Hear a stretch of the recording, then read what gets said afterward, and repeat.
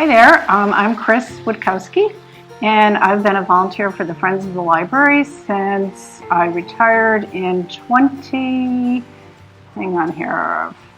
I believe. Yes.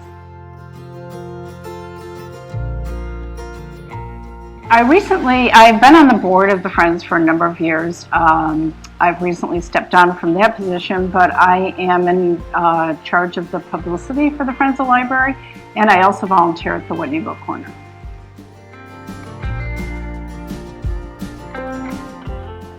Okay, so I just recently learned this myself when I was reading over the history of the Friends. It was started in 1966, and it was basically an offshoot of a steering committee that had met to discuss the need for a new central library. At that time, the main library was over on Union Street, and anyhow, this group got together to talk about the need for a new library, and they decided to to start a Friends organization. It quickly took off from that point.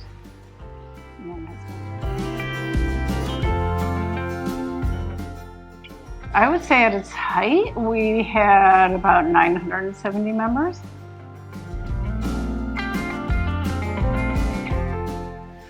Right from the very beginning, they started holding book sales, and these they sell books that are basically donated by the public or discards from the library, and that has been our main fundraising method throughout the years.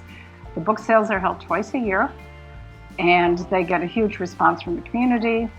In 2002, through a bequest from one of the members of the Friends of the Library, we opened a bookstore in downtown Schenectady called the Whitney Book Corner. And then in 2019, we opened another one in the Viaport Mall. And between the bookstores, the book sales, and plus that we also sell books online, more expensive books online, that's how we raise our money.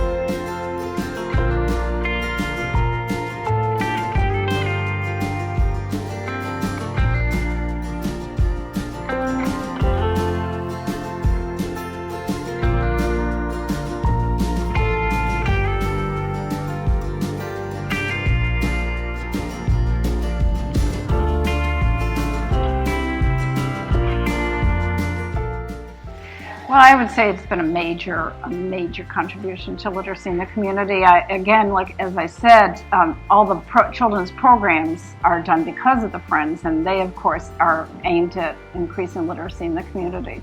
So our donations help with that. But also, I have to say that our bookstores, particularly the one in Schenectady, the Whitney Book Corner, we keep our prices really low, and that's because we want the community and maybe people of lesser means to be able to purchase books for their kids, for themselves, and that of course helps with literacy in the community.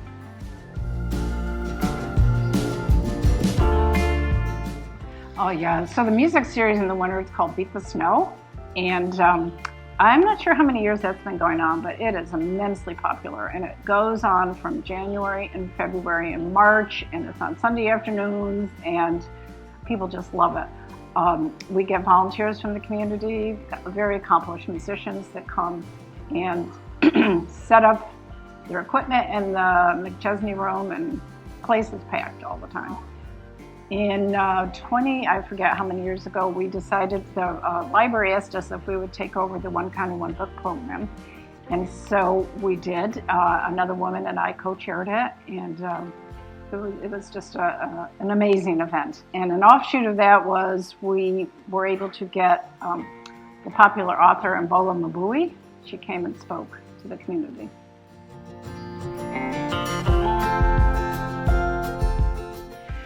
Well, I have to tell you, it was, we were shut down like the rest of the world. Basically, we were shut down. And what that meant for us was that we could not open our bookstores, but we could also not collect any of the donations. Basically, the community was not allowed to donate the books. So we were put out of business for, 5-6 months.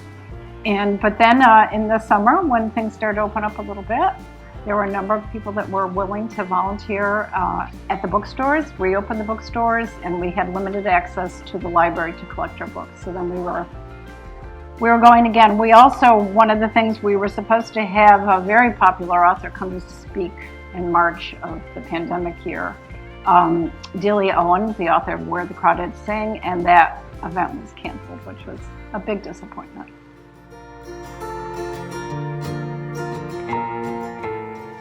Sure. In 2010, I think it was, Karen Bradley, who was the past director of the library, had an idea for the Friends to do some literary trips. She'd seen a book called Literary Destinations, and she got in touch with a librarian, Lisa Holt, and suggested that Lisa do some trips. And from that point, we started going to various authors' homes throughout New York State, Massachusetts, and then a number of years later, we actually took a trip to England and visited a lot of authors' homes in England.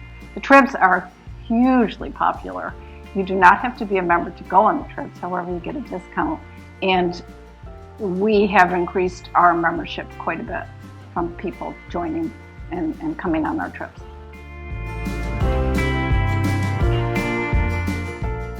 Sure. We have in all of our books, in both of our bookstores and in most of the library branches, you'll see this little pamphlet.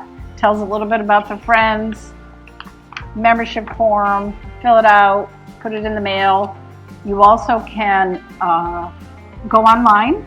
The Friends of the Library has a website, friendsofscpl.org, and you can also print out a membership form and send it in.